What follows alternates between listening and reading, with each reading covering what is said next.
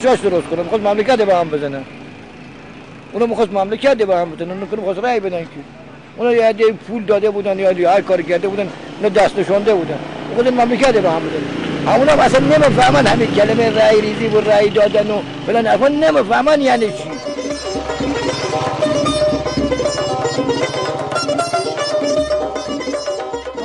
خوبی الحمدلله. عمر شما زیاد شه.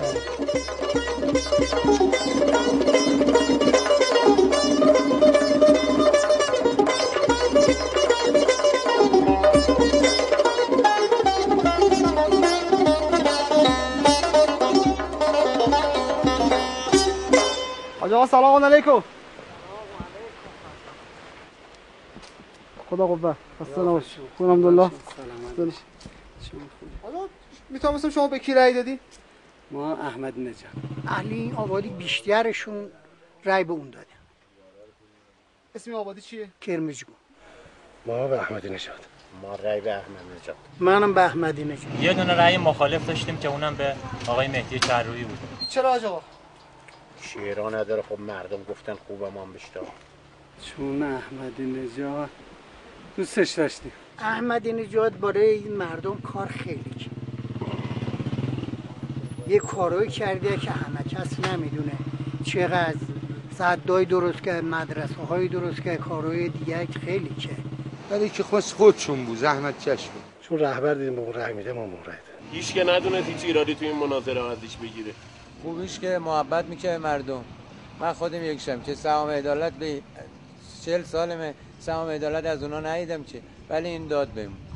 هزینه‌های سدسازی که داشته، بعد هزینه‌های حوادث غیر مترقبه مثل خشکسالی، مثل سرمازدگی، اینا رو همه رو متقبل شده.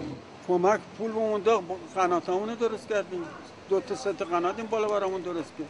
من نوکر شما. چرا آقا؟ من خاطر آدم خوبه. یعنی خوب یعنی چی؟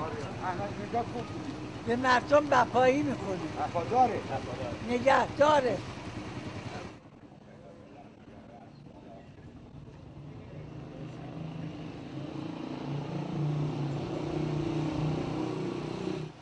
برای خوبیش قبولش داریم.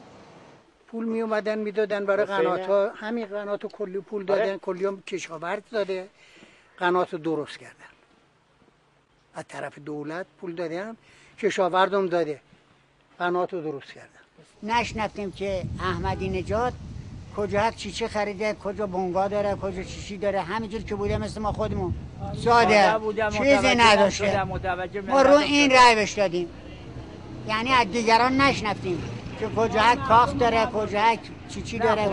نه مثل ما. احمد نژاد بعدی به حق ما نکردی. احمد نژاد آدم بودش رفت برای ما کاری کرده، برای بچه‌های ما که 50 سال 100 سال دیگه زنده باشن، تونل زد و آب در آورد، عرض کنم مثلا 100 بس و اینا کی میره برای ما این کارا رو بکنه. خب دیگه احمدی نژاد یه رئیس جمهور مردمی بود که به همه ثابت شد که داره کار میکنه واقعا و الان ما ازش توقع کار داریم. چرا بعضی میگن رأیش تقلب شده؟ کی میگه؟ بی خود میگفتن، همه اونا مخالفش بودن. مردمان مزخرفی بودن که حرفا میزدن. در دهن مردمی که نمیشه بس. هر کی هرچی بخواد میگه. 11 میلیون اختلاف رأی داریم. 1 میلیون رأیش این بر اون ور شده باشه. 10 میلیون دیگه چی؟ باندبازی و یه سری مسائل همیشه تو این جریان ها هستش. فکر میکنم آقای احمدی نژاد به خاطر صداقتایی که داشته با مردم راحت بودنش اینجور کشمکش‌ها رو براش به وجود آورد. من میگم دروغ میگم. از کجا میفهمید که من میدونم که اون آدمی نیست که رأی تقلبی بخواد.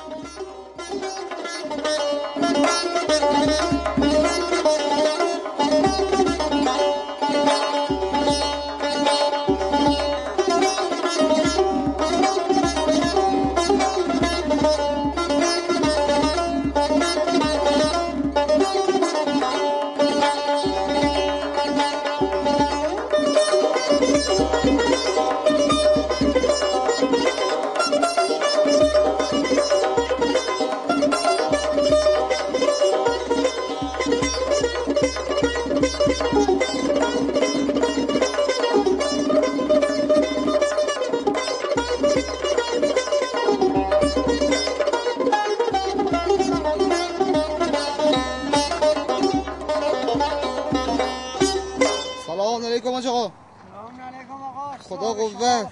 عاقبت شما بخیر. خوب الحمدلله. سالم باشید. حاج آقا این منطقه اسمش چیه؟ منطقه مشهد اردهار. مشهد اردهار. بله باری کرس.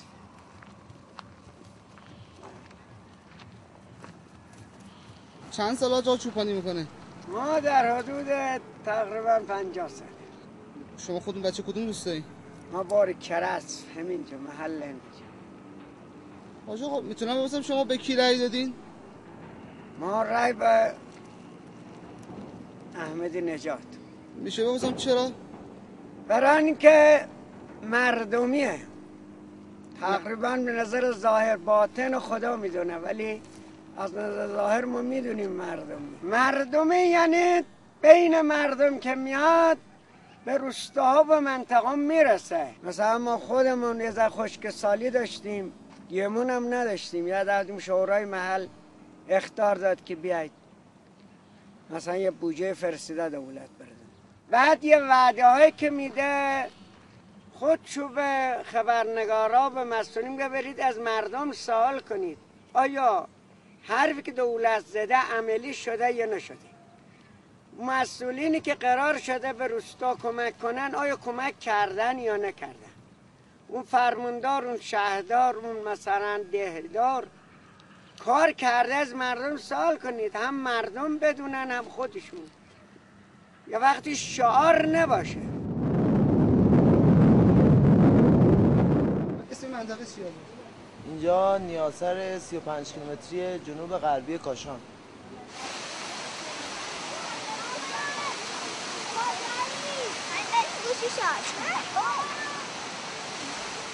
تیکای تاریخ هم وقتی مطالعه کنیم، تاریخ هم در هر زمانی سختی ها و سستی هایی داشته. افرادایی هم می اومدن در رست کار.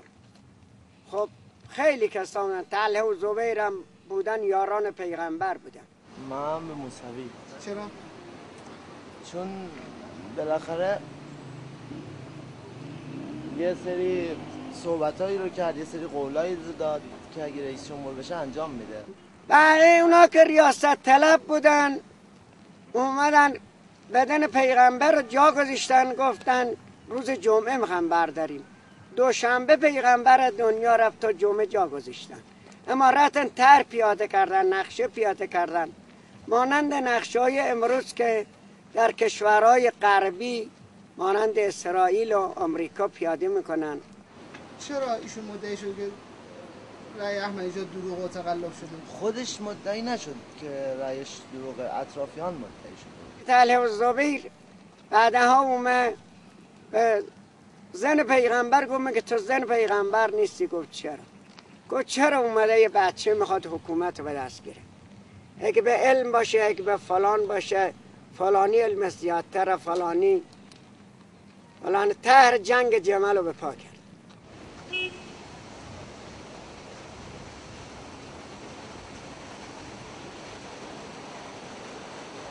بنده مکه بودم سال جاد خالی، اونجا رای بشدم صندوق ورده بودن مکه، اونجا همه رای بودن، اصفهان و همه جور بعد نجات برد صندوق ورده بود.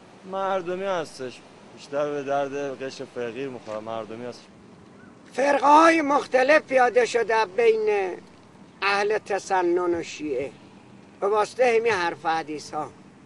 هر کسی یه طرحی پیاده کرده، هر کسی یه نقشه‌ای داشته. بریم که به دردم خورده و به درد خارم بیچاره خورده بود، بهش رسیده بود برای. چیکار کرده که به درد؟ بری که همه جا میدیم رفت تو مردم میره کار میکنن. باری کرده بود. طبق قصر لاقل بهش رسید لاقل. چی؟ طبق قصر یه خورده بهش رسید. چرا چند وقت بعد از انتخابات تو تهران اینقدر آشوب به پا کردن؟ آشوبش مانند این شد که امیرالمومنین عبور میکرد یه جایی دید یه نفر تماشاچیه. گفت چه تو فکر فرو رفتی امیرالمومنین رو علم امامتش؟ گفت من میینم اون زن پیغمبره، تو هم که دوماد پیغمبری، اونم که یار پیغمبره. طلحه و زبیر سر چی می جنگید؟ گفت حق را تشخیص بده. اگر